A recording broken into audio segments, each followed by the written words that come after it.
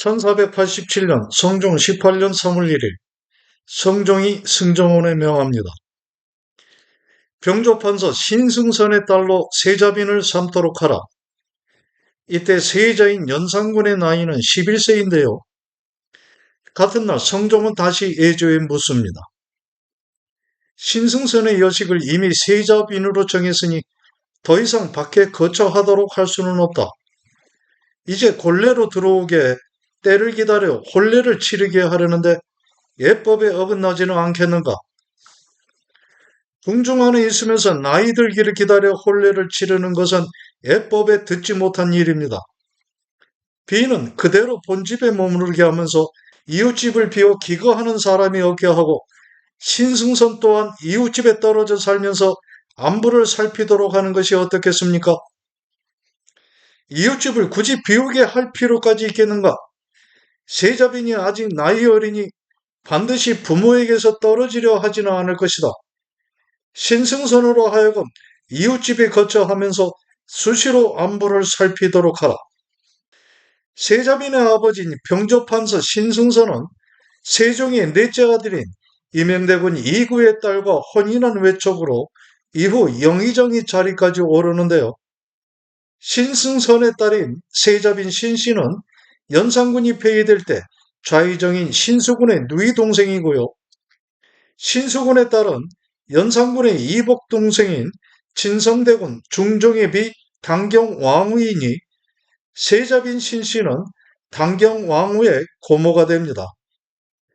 그러나 중종 반정이 있던 날 연산군을 배신할 수 없었던 신수군은 반정을 주도한 박원종 등에 가담하지 않아 신수겸, 신수영과 함께 삼형제가 죽임을 당했고 연산군과 더불어 신씨 또한 폐위되며 중종의 비 당경왕후는 7일 뒤 폐위되어 궁에서 내쫓기게 됩니다.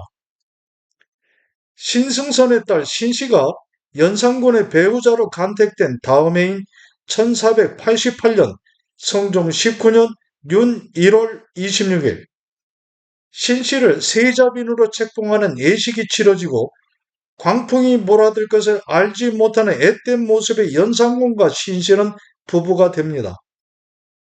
그로부터 6년 후인 1494년 성종 25년 2월 23일 18세 된 연산군인 세자 이윤과 세자빈 신씨 사이에 온선이 태어나나 한 달여 뒤에 사망하고 맙니다. 기쁨에 찬 성종은 다음날 온선이 태어났음을 천하에 알리는데요. 폐비 윤씨와의 사이에서 깊은 밤에 연산군이 태어난 18년 전 1476년 성종 7년 11월 7일에도 성종은 대사령을 내리고 세금을 탕감해주면서 백성들에게 급 기쁨을 전했었습니다. 폐비 윤씨가 연산군을 출산하기 4개월 전쯤인 1476년 성종 7년 7월 11일 당시 19세인 성종의 뒤에서 그동안 수렴청정해오던 세조비 정의왕후가 조정 대신들을 모두 불러놓고 말합니다. 중전의 자리가 비어있는지 오래되었다. 숙이 윤씨는 주상께서 소중하게 생각하고 나 또한 합당하다고 여기고 있다. 윤씨가 언제나 옷차림을 단정하게 하고 검약하면서 일마다 정성과 근면함을 다해왔으니 큰 일을 맡겨도 될 것으로 생각한다. 윤씨는 나의 이러한 뜻을 알고 사양하기를 저는 본디 덕이 없으며 과부의 집에서 성장해 보고 들은 바가 없으므로 베풀어 주신 뜻을 저버리고 주상의 총명한 덕에 누 끼칠 것이 매우 두렵기만 합니다. 하였으니 내가 이 말을 듣고 윤씨가 더욱 어질고 정숙하다는 것을 알게 됐다.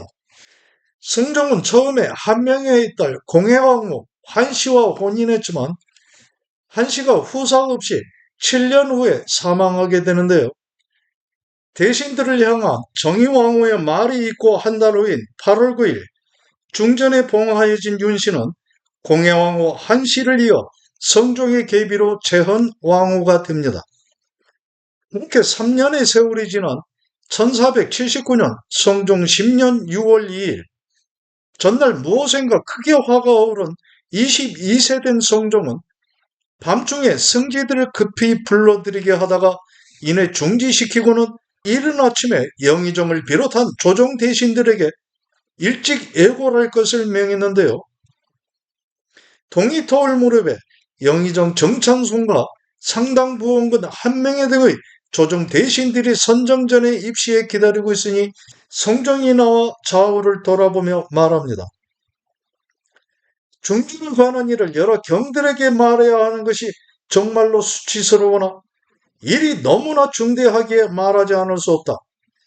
어제는 승지들과 더불어 이 일을 의논해 보려고도 했는데 생각해보니 이런 큰 일을 승지들과만 결단할 수는 없는 것이기에 경들 모두와 함께 의논하고자 하는 것이다. 내가 어찌 이 일을 하루 이틀 생각한 끝에 결정했겠는가? 이제 어쩔 수 없는 지경에 이르러 있기 때문이다. 이제까지 중전의 수행은 말로 다 하기가 어렵다. 내간에는 시첩의 방이 있는데 얼마 전에 내가 마침 그곳에 있을 때 중전이 아무 까닭도 없이 들어왔으니 어찌 이런 일이 있을 수 있는 것인가? 예전부터 중전의 도리를 벗어난 행동이 너무 많아 일찍이 폐하고자 했지만 경들이 모두 불가하다 하였고 나 또한 뉘우치고 깨닫기를 바라왔는데 그럼에도 잘못되면 고쳐지지 않고 오히려 나를 가벼이 보고 업신여기기까지 한다. 이것은 비록 내가 집안을 제대로 다스리지 못한 결과이기도 하지만 나라를 생각해 본다면 어찌 이런 사람에게 종묘를 받드는 막중한 책임을 맡길 수 있겠는가?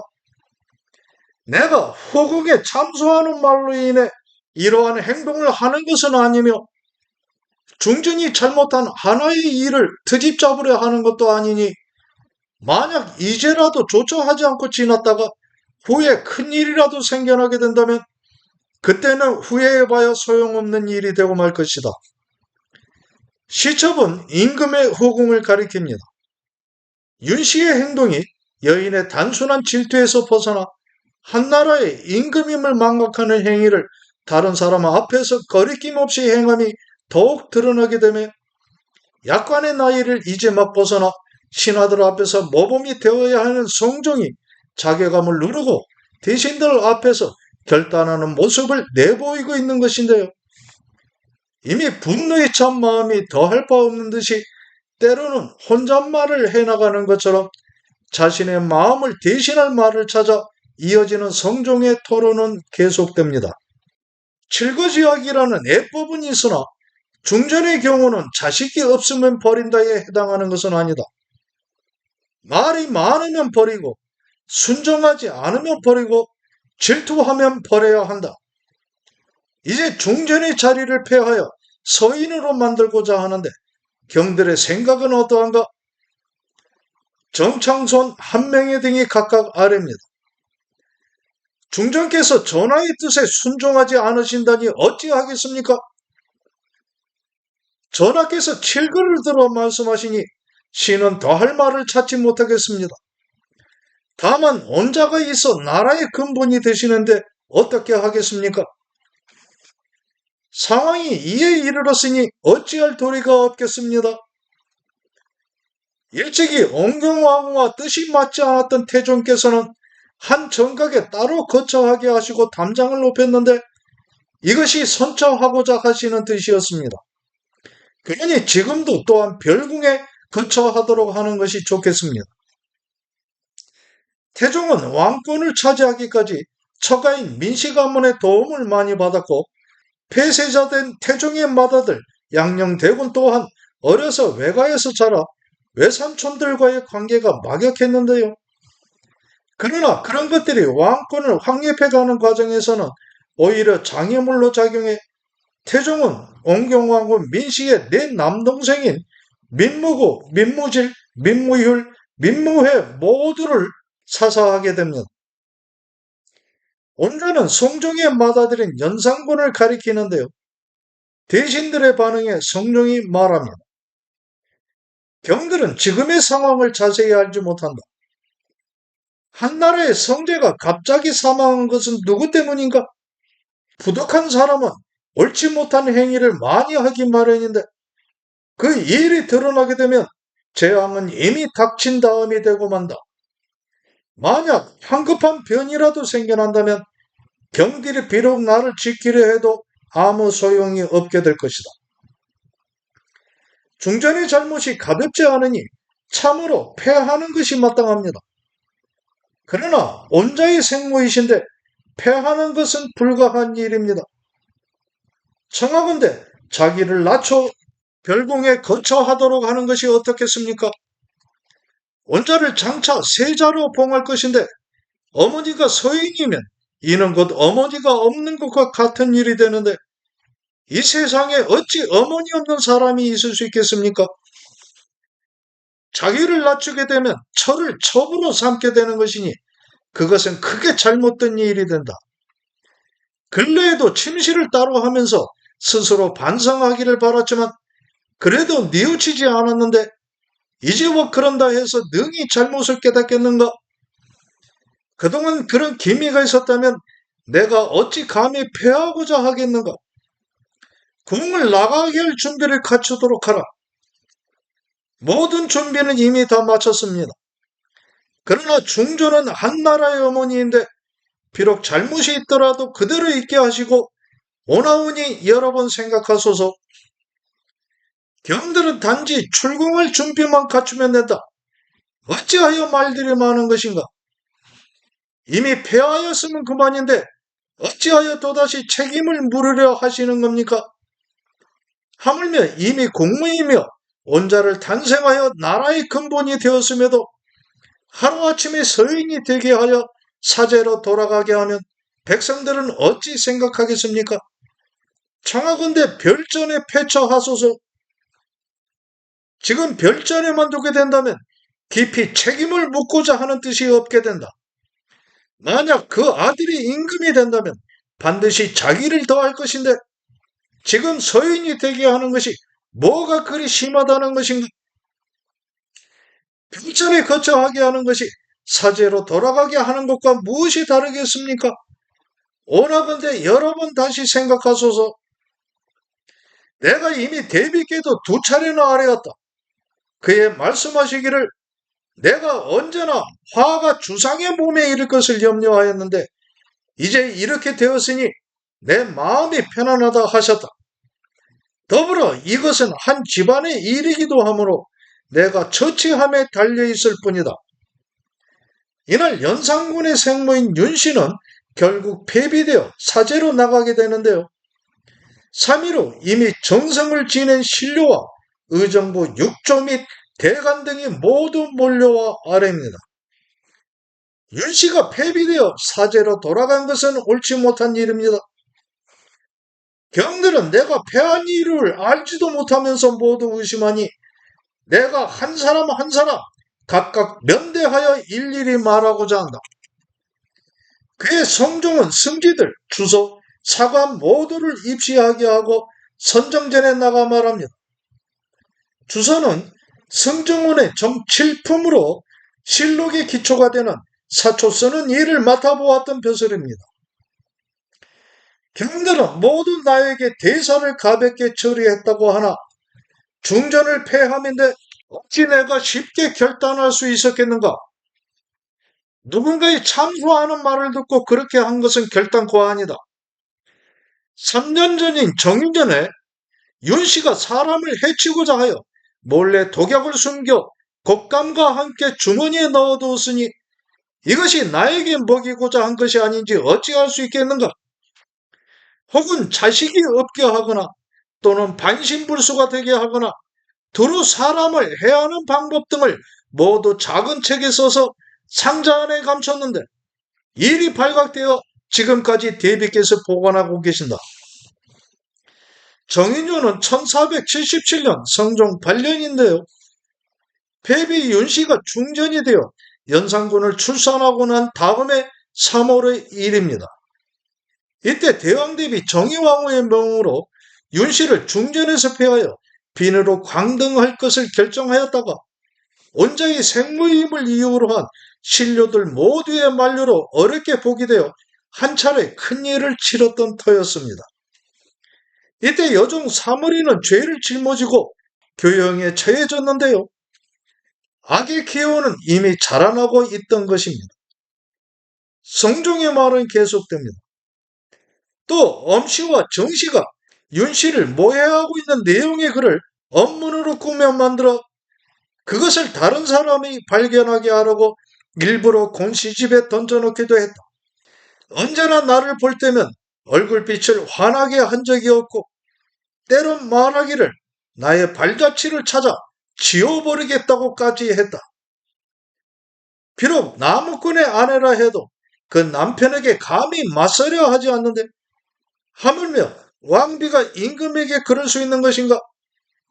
또 거짓된 말을 만들어 본가에 전하기를 주상이 내 뺨을 때리니 앞으로 두 아들을 데리고 집에 가 편히 살고자 한다 하였는데 내가 그 글을 우연히 보고 말하기를 그렇다면 잘못을 뉘우친 다음에 다시 보도록 하겠다 하였더니 윤씨가 반성하는 낯빛을 띠면서 말하기를 나를 거제나 요동이나 강계로 가게 하더라도 감수하겠습니다 라고 하였기에 내가 다시 믿었던 것인데 지금은 또 이처럼 되었으니 이전의 말은 거짓이었던 것이다.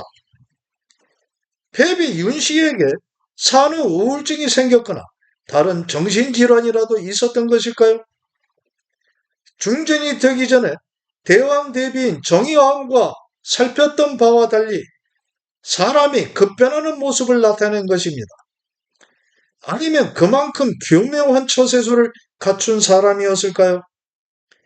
뒷날의 광포한 연산군의 모습도 결코 쉽게 납득하지 못할 형상이기만 했습니다.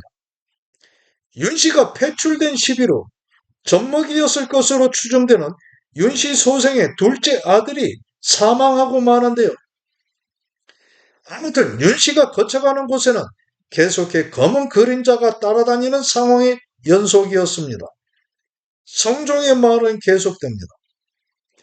또 아침에 정사를 살피는 날에는 중전도 일찍 일어나야 함에도 조회를 마치고 들어온 후에야 일어나니 어찌 부인의 도리로 합당한 일이겠는가? 또 언제나 대신들의 집안일에 대해 말하기를 좋아했는데 내가 어찌 그 말을 신뢰할 수 있었겠는가? 내가 살아있는 동안에는 어찌 변이 있겠는가마는 내가 죽으면 반드시 난이 생겨날 것이니 경들 중에는 오래 살아서 반드시 그런 일을 목격하는 사람이 있게 될 것이다. 신들이 별궁에 거처하게 하고자 하는 것은 윤씨가 아닌 온자와 대군을 위해서입니다. 비록 그대들이 무슨 말을 한듯 나는 듣지 않을 것이니 모두 물러가라. 내가 잠시 후에 그 업문을 내보이겠다. 대신이나 정상품 이상의 당상관들이 모여서 회의하던 곳이 빈청인데요.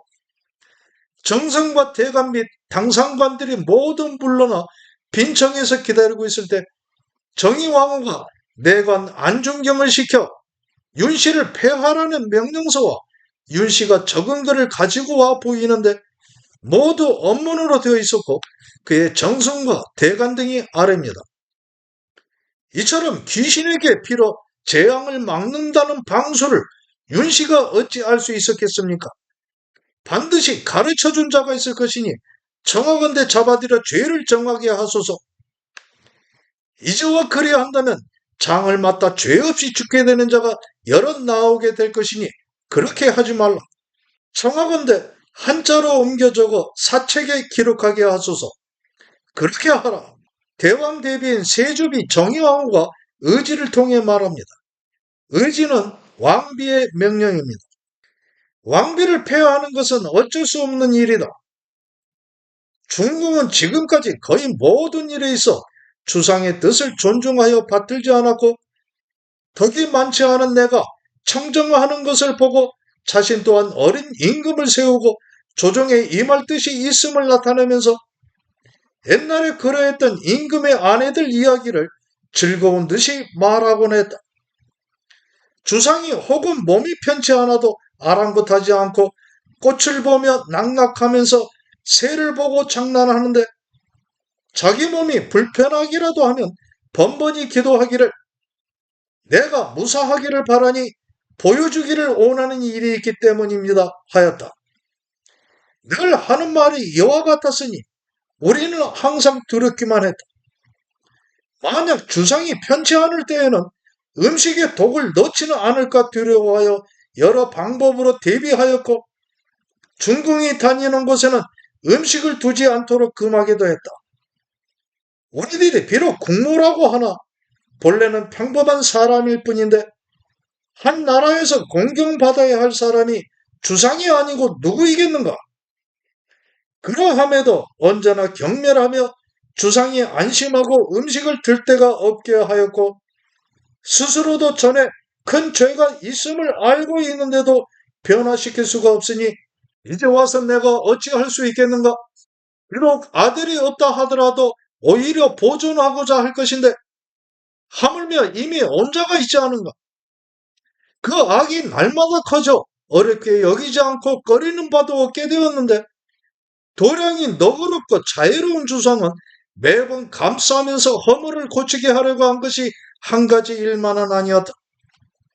지금 이렇게 결단하는 것은 다시 잘못을 뉘우쳐 허물을 고치기를 기대할 수 없기 때문이다. 평소에도 시중드는 여종에게 잘못이 있으면 반드시 말하는 것이, 지금은 비록 너에게 죄를 줄 수 없지만 언젠가는 너의 일족을 모두 멸망시킬 것이다 하였으니, 이런 마음으로 온자를 가르치는 것이 옳겠는가?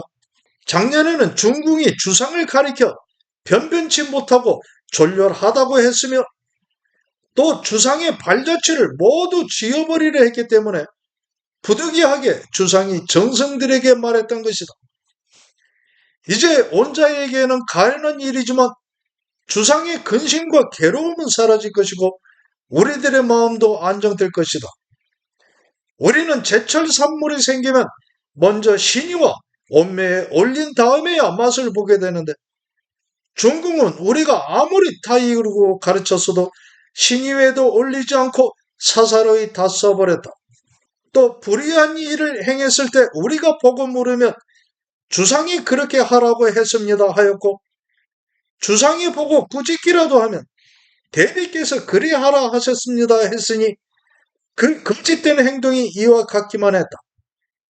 지난 정유년 3월 20일에는 엄수기가 정수경과 함께 중궁과 온자를 모해하려 한다는 글 2통과 약간의 비상, 그리고 방술이 적힌 압승책 한 권을 작은 상자에 담아 못이 보자기로 싸서 곤 감찰 집의 사람이라 칭하면서 곤 수기의 집에 투기했는데, 수기 집의 사람이 그 상자를 대궐에 가지고 들어와 수기에게 건넸다. 봉보 부인이 일찍이 주상의 침실에 다다랐는데 중궁이 신다울루목으로 말뚝을 박듯이 치는 소리를 내다가 사람의 발소리를 듣고는 이내 멈추기도 했다. 청정은 수렴청정으로 임금의 나이가 어릴 때 대비가 도와 정사를 돌보면서 신하를 접견할 때는 그 앞에 발을 느린 것에서 생겨난 말입니다.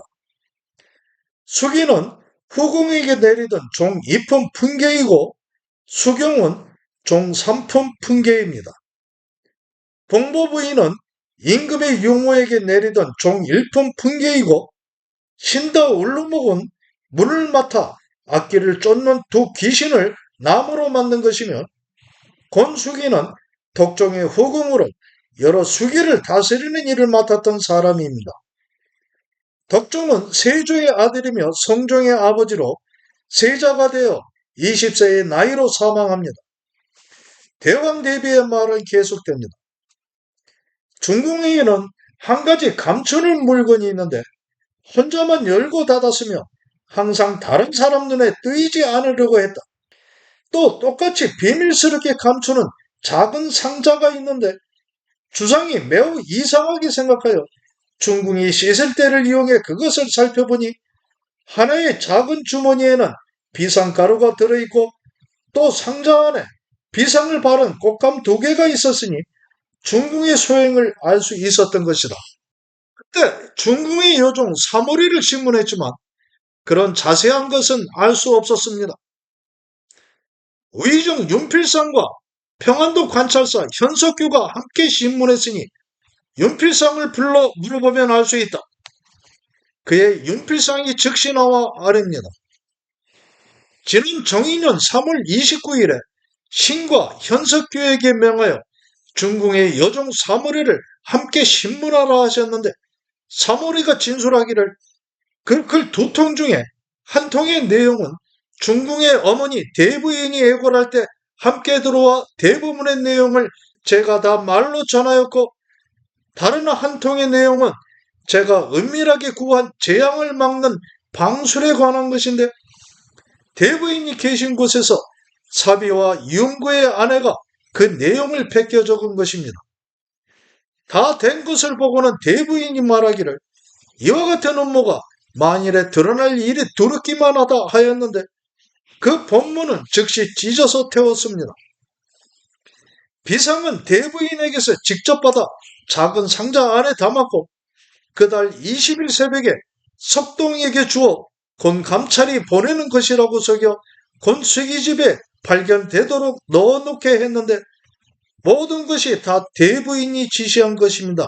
라고 하였습니다. 여중 사비와의 말이 다른 것이 있고 대부인을 끌어들이는 것이 거짓임을 알았기 때문에 사모리를 다시 신문했지만 모든 것을 다 명백하게 진술하지 않고 다만 말하기를 제가 마땅히 사실을 모두 말해야 하지만 그 말이 대궐안을 어지럽힐 것이 두렵기만 합니다 하였기에 마침내 사모리는 교형에 처하였고 사비는 장을 때려놓은 강계부에 유배했던 것입니다. 그렇게 윤씨를 사제로 내보내고 그 어머니와 함께 사는 것은 허락한 것인데요. 성종이 윤씨를 크게 염려하였던 것은 단순히 투기심이 강해 잘못을 저지르는 것이 아니라 장차 연산군이 임금이 되었을 때 윤씨의 영향으로 인해 나라일이 혼란스러워질 것을 매우 걱정했기 때문이었습니다. 이때가 연산군이 만 3세가 되어가는 시기였는데요.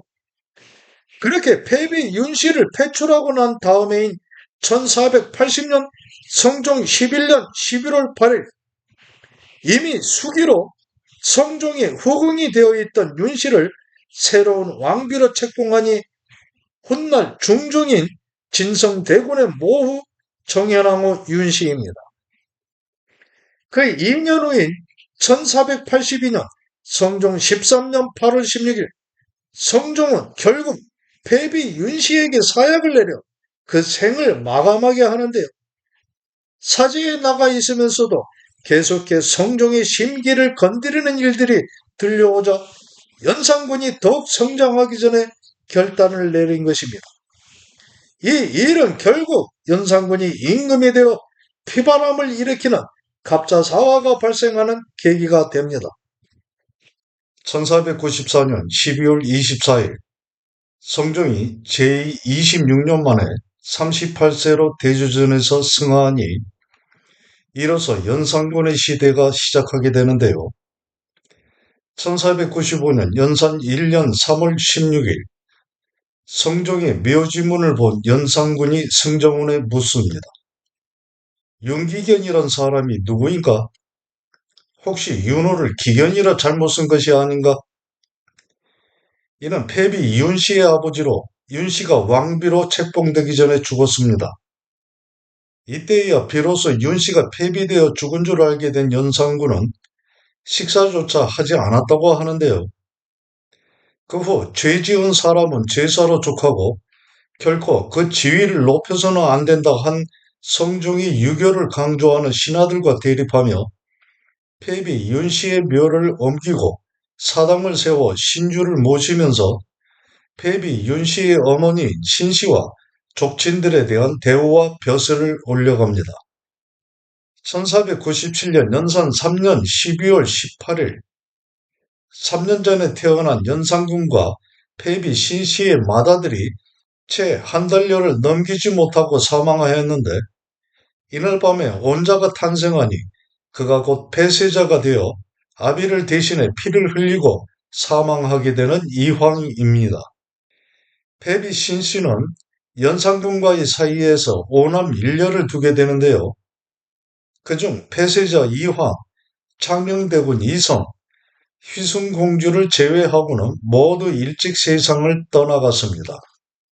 1498년 연산 4년 7월 15일 유자광이 김종직의 조의제문을 하나하나 풀어 해석하며 아뢰입니다.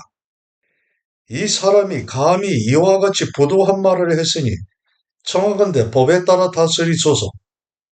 아울러 이 문직과 판본을 모두 불사르고 그것을 간행한 사람 역시 처치하소서. 유자광은 애중 즉위년에 무고한 남이의 역모를 고변하는 것에서부터 이후 중요한 정치적 격변기마다 탁월한 감각을 발휘해 정적을 제거하는 깃발의 명소가 되는데요. 조의제문은 항우에 의해 죽임을 당한 한나라 의제를 추모하는 글로 세조에 의해 왕자에서 쫓겨나 죽음을 맞이한 단종에 비교해 김정직이 그러한 행동을 한 세조를 비판한 것으로 해석한 것입니다. 당시 성정실록을 편찬하던 김종직의 제자 사관 김일손이 실록이 기초가 되는 사초에 이것을 넣은 것을 빌미로 유자광을 비롯한 훈구파가 살인파를 제거할 목적으로 연산군을 부추긴 것인데요. 세조의 손자인 성종과 성종의 아들인 연산군으로서는 그 적통성을 무시하는 것으로 받아들이게 돼 결국 피바람이 불어 살인 세력이 대대적으로 제거되는 조선시대의 역사에 있어 최초의 사화가 되는 무오사화가 발생하게 됩니다. 사화는 조정 신하 및 유림의 선비들이 정치적 반대파에 의해 참혹한 피해를 입게 되는 사건을 말하는데요. 연산군 때의 무오사화와 갑자사화, 중종 때의 기묘사화, 명종 때의 을사사화를 4대 사화라고 합니다. 1504년 연산 10년 3월 4일 세자 이황이 자라 입학하게 되니 연산군이 사면령을 내리면서 말합니다. 세자 이황이 자라면서 날마다 학문도 발전하고 있다. 이에 지금 입학시켜 스승과 도리를 중하게 생각하는 의로움을 알게 할 것이니 만세가 태평할 기반을 열어가는 것이 바로 지금부터 시작될 것이다. 이황의 나이 7세일 때인데요. 깃발의 명수가 유자광이라면 세치혀의 달인으로는 임사홍이 첫째로 꼽히게 되는 인물입니다. 세자의 입학을 기념해 사면령을 내린 달 20일 술자리에서 충동질한 임사홍의 세치혀에 잔뜩 독이 오른 연산군은 자리를 박차가 나와 광기에 찬 모습이 되어 궁궐로 들어오는데요. 이미 밤이 되어 있음에도 아버지 성종의 후궁인 수기 엄씨와 수경 정씨를 불러들이라고 명합니다. 생모 윤씨가 패배되어 죽게 된 것이 두 궁인의 참소 때문이라고 한 임사홍의 독발은 세치혀에 놀아나고 있는 것인데요. 잔뜩 겁에 질려 있는 모습으로 눈앞에 나타난 엄씨와 정씨를 결박하게 하고 스스로 마구 치고 짓밟기를 반복하면서 한참 동안을 난장질을 하고 난 뒤 더욱 도끼가 오른 연산군이 광기에 찬 목소리로 횡설수설하듯이 명합니다. 안양군 이항과 봉황군 이봉을 잡아들여 목에 칼을 씌우고 오게 가더라. 이항과 이봉은 수경 정씨의 아들로 연산군에게는 이복 동생입니다. 잠시 후 연산군이 생각을 바꾼 듯 다시 명합니다. 이항과 이봉에게 각각 장 80대를 치고 지방으로 내쫓아라. 그것으로는 성이 차지 않는다고 생각했는지 또다시 명합니다. 항과 봉을 창경궁으로 끌고 오라. 벌써 날은 한밤중을 넘어 새벽으로 향하고 있는데요. 항과 봉이 궁으로 끌려 들어오자 다시 명합니다. 모두 다 나가라. 주변에 있던 사람들이 급박하게 모두 사라지고 나자 연산군이 이항과 이봉에게 몽둥이를 쥐어주면서 엄씨와 정씨를 가리키며 명합니다. 이 죄인들을 쳐라. 겁에 잔뜩 짓눌려 있던 이항은 어둠 속에 구분이 잘 안되는 상황에서 무작정 몽둥이를 휘두르고 눈앞에 처참한 모습이 되어 있는 여인이 자신의 어머니임을 알아챈 이봉은 악마가 되어 질러대는 연산군의 재촉에도 움직이지를 않았는데요. 그곳을 지옥으로 만들 것을 이미 작정한 연산군이 죽일 듯이 윽박지르며 사람들을 시켜 끝없이 두 여인을 치게 하니 마침내 엄씨와 정씨는 숨지고 맙니다. 지옥의 귀신으로 화신한 연산군이 장검을 손에 쥐고 이번에는 자손 왕대비 침전을 향해 발바닥으로 땅을 치며 다가갑니다. 자손 왕대비는 패비 윤씨의 뒤를 이어 왕비가 된 정윤 왕후입니다. 연산군을 이어 조선 제11대 임금이 된 중종인 진성대군의 생모인데요. 연산군의 어린 시절을 돌보아왔고 그런 연산군이 임금이 된 뒤에는 잠옷 애를 다해 모셔왔던 터였는데요. 1년 전만 해도 몸이 편찮았던 자손 왕대비의 건강이 회복되자 대비를 모시고 시중 들었던 사람들에게 상을 내리기도 했습니다. 그러나 이제는 긴 칼을 거머쥐고 달려드는 지옥의 귀신이 되어 자손 왕대비의 침전박 뜰에 서서 광분의 큰 소리로 연달아 외쳐댑니다. 빨리 틀로 나오시오. 그 모습에 혼배백사는 시녀들이 모두 달아나는 가운데 자손 왕대비는 자리를 지켜 움직이지 않고 있습니다. 이미 아버지의 후궁들을 쳐 죽이고 그 피의 기운을 한껏 들이마신 연산군인데요. 폐륜이라는 말은 지옥의 귀신이 된 연산군에겐 전혀 어울리지도 않는 말이기만 했습니다. 그 소식을 전해들은 왕비 신씨가 걸음을 내달려 뒤쫓아와 그런 연산군을 막아섰는데요. 왕비 신씨가 자손 왕대비에게 쏟아대는 연산군의 저주를 만류하자 어쩌지를 못하게 된 연산군이 이번에는 이항과 이봉의 머리채를 휘어잡고 인수대비의 침전으로 가 방문을 활짝 열어젖힌 채 소리 지릅니다. 대비는 어찌하여 내 어머니를 죽인 것입니까? 인수대비는 성종의 어머니이니 연산군에게는 친할머니입니다. 인수대비를 향해서도 갖은 독서를 퍼부어대면서 밤을 지새워 갔는데요. 그것으로도 성에 차지 않았던 연산군은 엄씨와 정씨의 시신에서 살을 갈라내어 절이게 해 상과 들에 모두 뿌리게 합니다. 그리고는 이항과 이봉 또한 결국 사살하는데요. 인수대비는 그 일이 있고 한 달여 뒤 이 세상을 떠나갑니다. 무오사의 피바람을 맛보고 자신감을 가득 갖게 되었던 것인가요?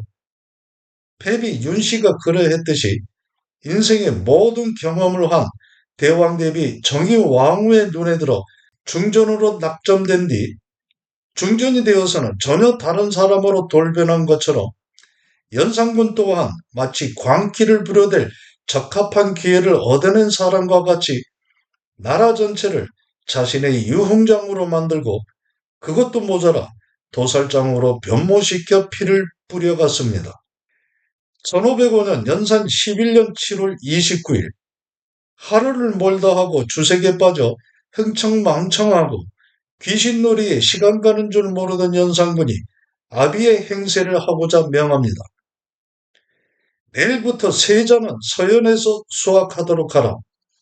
서연은 왕세자에게 유교의 사상과 교리를 강론하는 자리인데요. 세자 이황은 어린 나이였지만 성품이 묵직하고 침착하며 자세를 매우 바르게 했다고 합니다. 연산군이 경회례에서 흥청과 함께 풍악을 울리며 유희하다 세자를 불러 말합니다. 내가 살 만큼 살았을 때 내가 장차 이 무리를 잘 거두어 줄 수 있겠느냐? 그러나 아비의 물음에 세자 이황은 아무 대꾸가 없이 묵묵히 있기만 했는데요. 그때부터 연산군은 세자의 인물됨을 알아보았는지 아들을 경솔하게 대하지 않았다고 합니다. 흥청은 전국에서 뽑아 대궐로 들인 기생들입니다. 1506년 연산 12년 2월 1일 연산군이 명합니다. 정세명의 여식을 세자빈으로 정하라. 세자 이황의 나이 9세일 때인데요. 그러나 혼례를 치르기 전에 중종 반정이 일어나 정식으로 세자빈이 되지는 못했습니다.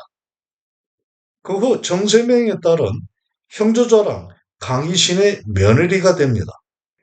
1506년 연산 12년 8월 23일 이제는 암흑의 시간을 끝내가야 할 때인가요? 그래서 서슬 퍼렇던 연산군이 후궁들을 거느리고 후원에서 잔치판을 벌이며 흥을 돋우다 이내 단식하듯이 읊조립니다. 인생은 풀잎 끝에 달린 이슬과 같아서 서로 만나 머무를 시간이 짧기만 하구나. 그리고는 두 눈에서 눈물을 흘렸다고 하는데요. 의외의 모습을 보게 된 대부분의 여인들이 연산군의 장난이라 생각하고 웃음을 짓는 가운데 연산군의 광기를 이용해온 전비와 장덕수만은 연산군과 같이 눈물을 흘리며 흐느끼니 연산군이 그 등에 손을 두르며 말합니다. 이제 태평한 지 오래되었으니 어찌 생각하지 못한 변이 생겨나겠냐마는 만약에 일이 있게 되면 너희는 반드시 피하지 못하게 될 것이다. 유유상종으로 서로가 자신들의 잘못을 알아 불길한 예감이 무의식적으로 생겨나고 있을 일입니다. 이번 이야기의 주인공은 성종도 패비 윤씨도 연산군도 아닌 패비 신씨입니다. 20여 년 동안을 연산군 곁에 머무르며 특히 모사를 거치면서부터는 온갖 악몽을 꾸고 공포에 시달리며 미래에 대한 두려움에 죽음과도 같은 삶을 살아왔을 일인데요. 10대 초반의 어린 나이에 소꿉장난과도 같은 혼례를 치르고 그 후의 삶을 살아오면서 연산군에 대한 단 한 번의 돌출되는 행동 없이 두드러지지 않는 조용한 삶을 살아온 신씨였습니다. 실록 속에서도 몇 군데에서밖에 언급되지 않는 신씨이지만 그것만으로도 신씨의 인간성과 성품을 깊이 느낄 수 있게 되는데요. 만약에 패비 윤씨와 패비 신씨가 서로 시대를 바꿔 태어났다면 조선의 왕조의 역사가 또 어떻게 바뀌었을지 못내 궁금해지기도 합니다. 신씨는 중종 반정이 일어나 연산군이 강화도로 유배되는 날에도 그랬던 남편을 원망하지 않고 따라가겠다고 울부짖었는데요. 연산군을 축출한 반정 세력도 그런 패비 신씨를 대함에 우호적인 태도를 잃지 않았습니다. 패비 윤씨에서 연산군으로 이어지는 악의 기운으로 신씨는 결국 심장을 도려내야 하는 아픔을 겪어야만 했는데요. 광기에 차 인간 백정이 되었던 남편과 오빠 신수군을 포함한 삼형제를 잃어야 했고 더군다나 어린 아들들인 폐세자 이황과 창녕대군 이성까지 아비 연산군을 대신한 죄를 받아 죽음의 길로 보내야만 했으니 그 삶이 아니었을 것은 분명한 사실이기만 합니다. 1506년 연산 12년 9월 2일은 중종 1년 9월 2일이기도 한데요. 박원종을 중심으로 한 세력이 연산군의 이복 동생인 진성대군 중종을 추대하여 반정을 일으켜 마침내 연산군을 왕자에서 끌어내린 날이기 때문입니다. 반정은 악한 임금을 폐위하고 새로운 임금을 세워 나라를 바로잡는다는 의미인데요. 이날 반정 세력이 일시에 거사하자 궁화는 일순간의 혼란에 휩싸이고 죽임을 당하는 자와 궁궐담을 넘거나 수채구멍을 통해 달아나는 자들이 뒤섞여 아수라장이 벌어지고 있는 상황에 승지 등이 황급히 뛰어들어가 연산군에게 이 사실을 알리니 연산군은 놀라 승지의 손을 붙잡고 턱을 떨며 아무 말도 하지 못했다고 하는데요. 박원종 등의 반정 세력이 진성대군을 추대하여 왕위를 잇게 할 뜻을 아뢰니 진성대군의 모후인 정현왕후가 거듭 만류하며 말합니다. 아직은 사리 판단이 부족하여 변변치 못한 어린 자식인데 어찌 막중한 책임을 감당할 수 있겠는가? 세자가 성장하였고 또 성품이 어지니 뒤를 이을만 하다. 이미 여러 신하가 의논 끝에 대계를 세웠으니 다시 고칠 수 없습니다. 벌써 궁 밖의 진성대군 집에는 군사들이 에워서 호위하고 있었는데요. 대군 또한 여러 번 사용했지만 결국 임금이 타는 수레에 올라 경복궁 안의 사정전에 들어 자리를 잡습니다. 사정전은 임금이 나란히를 보던 편전의 중심 건물입니다. 이때 진성대군의 나이는 18세이고 세자 이황은 9세였습니다. 영의정 유순 등이 의논해 승지와 내관 등을 연산군이 있는 창덕궁에 보내 고하게 합니다. 인심이 모두 진성으로 기울었으니 옥새를 내놓고 정전을 나오셔야겠습니다. 내 죄가 중대하니 반드시 이렇게 될 줄 알았다. 원하는 대로 하라. 정전은 창덕궁의 인정전을 말하는데요. 연산군은 시녀로 하여금 옥새를 내어다 주게 합니다. 이제 연산군은 유배지인 교동으로 향하기 위해 삿갓을 쓰고 붉은 옷에 띠는 두르지 않은 채 나와 땅에 엎드린 후 가마에 오르며 말합니다. 나에게 큰 죄가 있는데 특별히 주상의 은덕을 받아 무사하게 간다. 이 사실을 알게 된 연산군비 신씨가 울부짖으면서 기어코 연산군을 따라가고자 하여 막아서는 무리들을 뿌리쳐갔지만 이미 결정된 운명은 그것을 허락하지 않았는데요. 신씨는 어질고 너그러운 행동과 온화하며 친밀하고 언행을 조심하는 성품이었다고 합니다. 아랫 사람들을 대함에 있어서도 온정을 다해 연산군이 특별히 애착하는 여인이라 하더라도 신씨 또한 더욱 정성스럽게 대해 연산군이 비록 잔악하고 포악하였지만 신씨를 매우 소중스럽게 생각할 수밖에는 없었는데요.